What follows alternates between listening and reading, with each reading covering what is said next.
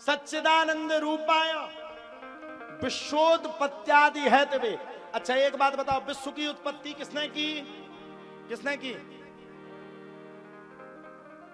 किसने करी? किसने करी?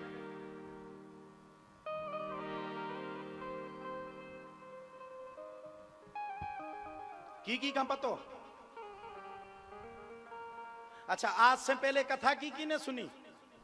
तुम तो नहीं सुनी कथा में था बैठिया नहीं, तुम तो फोटो का खींचत रही। विश्व की उत्पत्ति परमात्मा ने की। क्या भगवान ने किसी जाति पाति पे भेद बताया? आप लोग बताओ, भगवान ने किसी जाति का भेद बताया क्या? आप लोग बताओ, भगवान ने किसी जाति का भेद बताया क्या? आप लोग बताओ, भगवान ने किसी जाति का भेद बताया क्या? हम लोग ऊंच नीच करते, अरे छोटी जाति का, हट हट हट भट। भगवान कितने बड़े दयालु हैं। सबरी के घर में जाकर के सबरी के हाथों से बेर नहीं खाए, झूठे बेर भगवान ने खा लिए। हम लोग जाति कर रहे हैं? अरे पागल हो गए क्या? सनातन जाति कहां सिखाता है? सनातन जाति को विशेष नहीं मानता है, सनातन धर्म को विशेष मानता है। अब अच्छी बजाओ, मैं गड़गड़ाहट तो खा ली। हम लोग जातियों में लड़ रहे हैं। अरे जाति न पूछो, साधु की पूछ लीजिए ज्ञान। मैं इस बात को एक्सेप्ट करता हूं। कथा कहने का अधिकारी ब्राह्मण भी है, कथा कहने का अधिकारी क्षत्रिय भी है।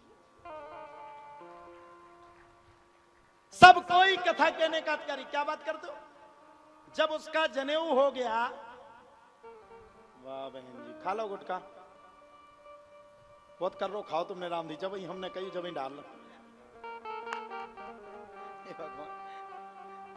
हमारे जान तो आप कथा सुन नहीं अच्छे से आपने, कोई बात नहीं, कैमरा नहीं देख रहा हो आपका। अब जब उसने जनेऊ को डाल लिया तो वो क्षत्रिय ब्राह्मण वैश्य शुद्ध नहीं रहा, वो भगवान का भक्त हो गया। मीरा ने भगवान को पाया, क्या वो किसी जाति से थोड़ी बिलोंग करती थी? सबरी ने भगवान को पाया, भगवान कहते नहीं नहीं नहीं, ये तो शूद्र है, शुद्ध छुआछूत हम नहीं खाएंगे।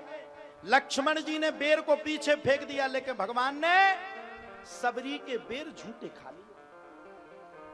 हाँ झूठे खा लिए भगवान ने। हाँ ब्राह्मण पूज्य है, भगवान कृष्ण ने भी ब्राह्मण को पूजा, लेकिन ब्राह्मण के अलावा संत भी पूज्य है। और संत कैसा पूज्य है? संत के लिए ब्राह्मण में ही हो ये नहीं हो सकता, संत हर जात में हो सकता है, ये हो सकता है। जाति न पूछो, साधु की पूछ लीजिए ज्ञान। तो अब भगवान ने ये सब किया। विश्वोत्पत्त्यादि है, तो वे विश्व की उत्पत्ति किसने की? भगवान श्री विष्णु ने। भगवान की 4 संतानें पहले हैं, ब्राह्मण क्षत्रिय वैश्य शूद्र, ये भगवान की संतान है। भगवान को ये चारों प्रिय हैं। हाँ ब्राह्मण को भगवान ज्यादा मानते क्योंकि ब्राह्मण पूज्य है, ब्राह्मण सर्वोपरि है, लेकिन संत को भी भगवान मानते हैं। विश्व की उत्पत्ति हो गई। तापत्रय विनाशाय, 3 ताप है हमारे जीवन में, दैहिक दैविक आदि भौतिक।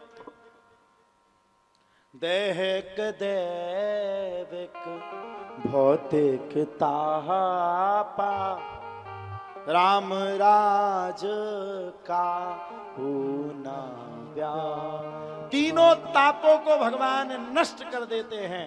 ऐसे सच्चिदानंद स्वरूप भगवान श्री कृष्ण को हम और आप सभी आज की कथा में नमन करते हैं, वंदन करते हैं। अब 88,000 ऋषि श्री सूत जी महाराज के पास बैठे। सूत सूत महाभागा बंदो बदतांबरा। सूत जी महाराज से सभी ने प्रश्न किया, अज्ञान ध्वांत विध्वंस कोटि सूर समप्रभा। सूत क्या ही कथा सारम मम कर्ण रसायनम।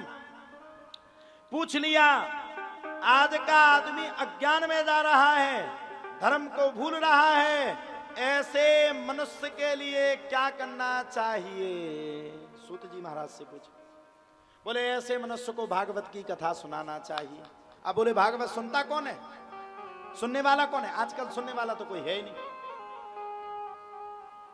सुनेगा कौन? 10 मिनट सुनेगा, फिर उसको कुछ ना कुछ चाहिए। 15 मिनट सुनेगा, उसको घर जाने की पड़ जाएगी। सुनेगा कौन?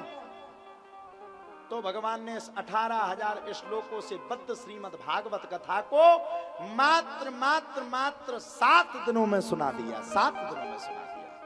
और राजा परीक्षित को मात्र 7 दिन में मुक्ति दिला दी।